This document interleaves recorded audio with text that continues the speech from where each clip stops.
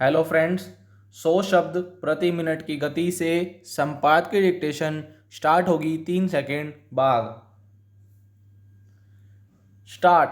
कुछ समय पहले व्हाट्सएप ने जब अपने उपयोगकर्ताओं को नई निजता नीति स्वीकार करने के लिए बाध्य करने जैसे नियम थोपने की कोशिश की, तब उसकी यह जिद विवादों के घेरे में आई कि आखिर वह लोगों की निजता को जोखिम में क्यों डालना चाहता है। उसके बाद बहुत सारे लोगों ने व्हाट्सएप की इस मंशा का विरोध किया और दुनिया भर में इसकी तरह सुविधाओं वाले वैकल्पिक मंचों को अपनाने का अभियान भी चल पड़ा।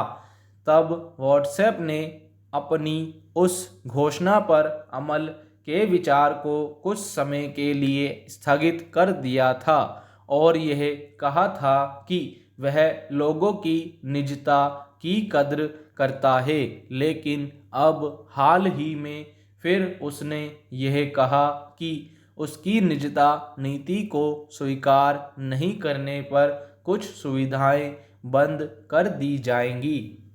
यह व्हाट्सएप का मनमानापन है कि वह अपने फायदे या अघोषित नियंत्रण के लिए लोगों की निजता का सौदा करना चाहता है। इसलिए सरकार ने उचित ही व्हाट्सएप को यह हिदायत दी है कि वह लोगों की निजता के साथ खेल खेलना बंद करे। बुधवार को सूचना एवं तकनीक मंत्रालय ने साफ लहजे में व्हाट्सएप से अपनी गोपनीयता नीति 2021 को वापस लेने का निर्देश दिया।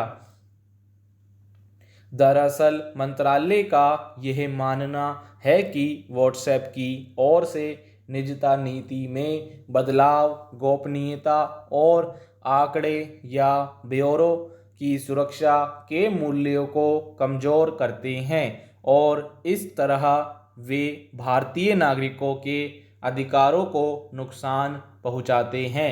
कोई भी जागरूक और सामान्य समझ रखने वाला व्यक्ति इस चिंता से सहमत होगा, लेकिन हैरानी की बात है कि इस कसौटी पर कोई वाजिब उत्तर नहीं होने के बावजूद व्हाट्सएप ने इस नीति को लागू करने की ओर कदम बढ़ा दिए। उसने इस बात का भी ख्याल रखना जरूरी नहीं समझा कि उसकी नीतियों से भारतीय कानूनों के कई प्रावधानों का उल्लंघन होता है। इसलिए स्वाभाविक ही मंत्रालय ने व्हाट्सएप को नोटिस का जवाब देने के लिए 7 दिन का समय दिया है और संतोषजनक उत्तर नहीं मिलने पर कानून के मुताबिक जरूरी कदम उठाने की बात कही है।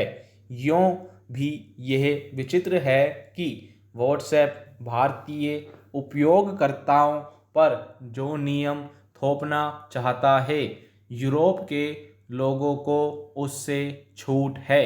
कथित तौर पर वैश्विक मंच होने के नाते व्हाट्सएप के इस भेदभावपूर्ण व्यवहार का आधार क्या है?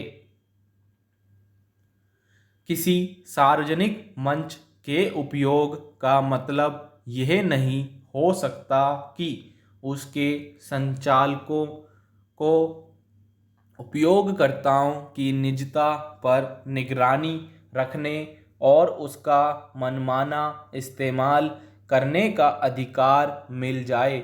ऐसा लगता है कि व्हाट्सएप के कर्ता धर्ता अपने दायरे में आने वाले तमाम लोगों की गतिविधियों पर नज़र रखने की व्यवस्था बनाना चाहते हैं, जबकि अब तक यही व्हाट्सएप अपने मंच का उपयोग करने वालों को यह आश्वासन देता रहा है कि यहाँ आपकी हर गतिविधि शुरू से आखिर तक पूरी तरह निजी और सुरक्षित है। सवाल है कि आखिर अब यही व्हाट्सएप क्यों लोगों को अपनी नई निजता नीति के दायरे में लाना चाहता है और शर्तें नहीं मानने वालों के साथ भेदभावपूर्ण व्यवहार करना चाहता है। क्या यह माना जाए कि पहले व्हाट्सएप ने लोगों को निजता बनाए रखने का भरोसा देकर अपने ऊपर निर्भर किया और अब सबकी निजता पर नज़र रखना चाहता है। साइबर विशेषज्ञों ने निजता पर निगरानी और उसके मनमाने इस्तेमाल को लेकर जैसी चिंता जताई है। अगर उस पर गौर नहीं किया गया तो आने वाले वक्त में व्हाट्सएप जैसे मंचों के जरिए लोगों को नियंत्रित करने का भी खेल चल सकता है।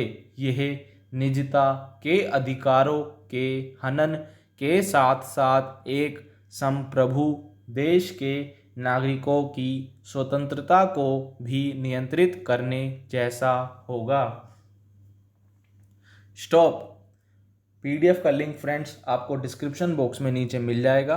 अगर आपने हमारा चैनल अभी तक सब्सक्राइब नहीं करा है तो चैनल भी सब्सक्राइब कर लें और बेल आइकन प्रेस कर लें ताकि आने वाले वीडियो की नोटिफिकेशन आपको जल्द से जल्द मिल सकें। धन्यवाद, मिलते हैं अगली वीडियो में।